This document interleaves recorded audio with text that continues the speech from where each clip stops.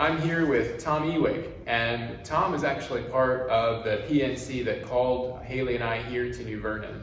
And he's been a member of the session as long as I've been the minister here, serving as the chair of the Building and Grounds Committee, and you're also co-chair of the Crossroads Society, our legacy society here in the church. And so you have been very plugged in to the church for many years, and I'm curious if you could tell us just what first brought you to New Vernon. Oh goodness, we've been here for 45 years, and we started off as Episcopalians and went to St. Peter's, but we really wanted to have a community connection. And I think, that this church being in the middle of where we live and where all of our friends are, it didn't take us long to decide to come over here, and we've been committed to this church ever since. And I feel, once if you're a member of the church, then you got to roll up your sleeves and help. And certainly, I've been on session 3 times, I think, or 4 times. When it came time to look at when we did our search for you, I felt very strongly that I wanted to have a say in that and give my point of view. And I think we had a very good pastor nominating committee. I can't remember all the people that were on it, but it was a very cohesive group. And I think we all really knew what we wanted, and you fit right into that bill, even though we had to pay for 2 trips across the Atlantic. But it was worthwhile, and we really wanted a young minister. We wanted to revitalize this church in terms of its youth, and you've certainly done that. And I'm very, very happy, very comfortable with what we've done. And and then I said to myself, well, if I'm going to nominate or bring you in, then I have an obligation to go back on session and help you out. And I think most of the pastoral nomination committee actually felt the same way and joined the session at that time. So you got a good support from those people that really brought you here. As for buildings and grounds, that's been a challenge. It's 4 buildings.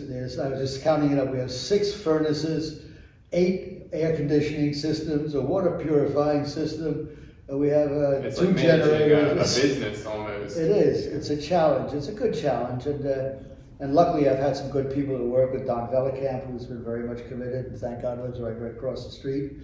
Rick Barrett and John Thomas have all been real stalwarts in trying to keep the plant going. Obviously, the calls early in the morning when you say the fire department is standing out in front of the door, or God, there's no heat in the church.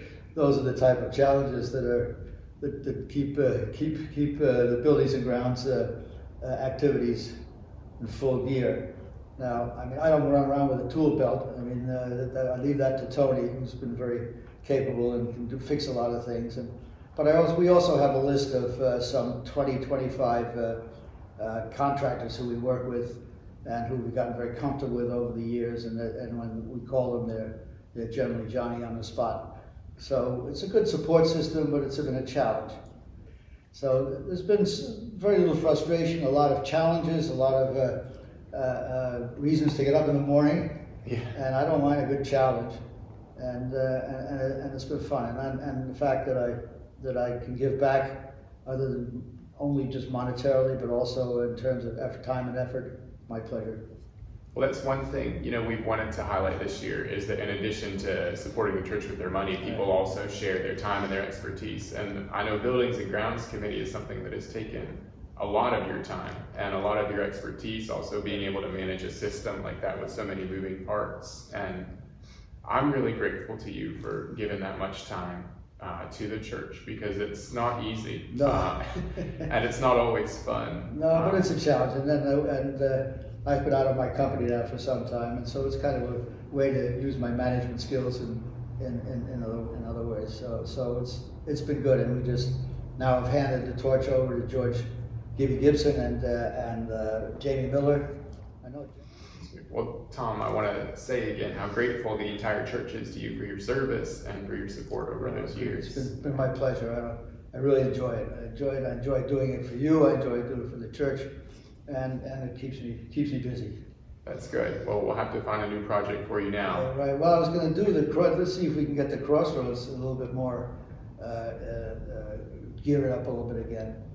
I think it's a great idea. So watch in the new year for more information on the Crossroads Society and how you can become a member.